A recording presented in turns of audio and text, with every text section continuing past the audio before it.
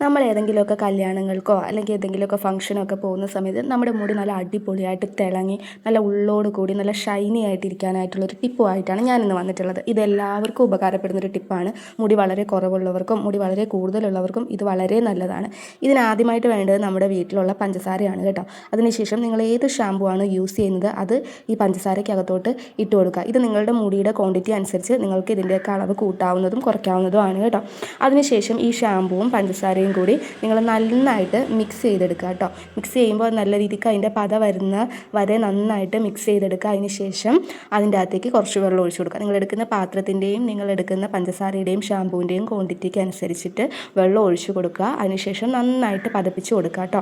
നല്ല രീതിക്ക് പതപ്പിച്ച് കൊടുത്തതിന് ശേഷം ആദ്യം നമ്മുടെ തലയിലേക്ക് നമ്മൾ കുറച്ച് തണുത്ത നല്ല ഫ്രിഡ്ജിൽ വെച്ച വെള്ളമല്ല അല്ലാതെ തണുത്ത വെള്ളം ഒഴിച്ചു കൊടുത്തിട്ട് ഈ ഒരു മിക്സും കൂടി തലയിൽ ഒഴിച്ചു കൊടുത്ത് നല്ല രീതിക്ക് പതപ്പിച്ച് നമ്മുടെ മുടി നന്നായിട്ട് കഴുകിയെടുക്കുക കേട്ടോ. നല്ലപോലെ കഴുകിയെടുക്കണം. നല്ല രീതിക്ക് കഴുകിയിട്ട് പിന്നെ വീണ്ടും തണുത്ത വെള്ളത്തിൽ തന്നെ നമ്മുടെ തലമുടി നല്ല രീതിക്ക് കഴുകി എടുക്കുക കേട്ടോ. അതിനുശേഷം നിങ്ങൾ ഒരു തോർത്ത് ഉപയോഗിച്ച് നല്ലപോലെ തല തോർത്തിയെടുക്കുക കേട്ടോ. അപ്പോൾ ഇത് യൂസ് ചെയ്യുന്നതിന് മുമ്പുള്ള ഒരു വീഡിയോ ആണ്. ഇനി യൂസ് ചെയ്തതിന് ശേഷം എൻ്റെ മുടി എങ്ങനെ നല്ല തിളക്കമായിട്ടുണ്ടോ എന്നുള്ളത് ഞാൻ കാണിച്ചു തരാം. ഞാൻ ഹെയർ വാഷ് ചെയ്ത് കഴിഞ്ഞതിന് ശേഷമുള്ള വീഡിയോ ആണ് കേട്ടോ ഇത്.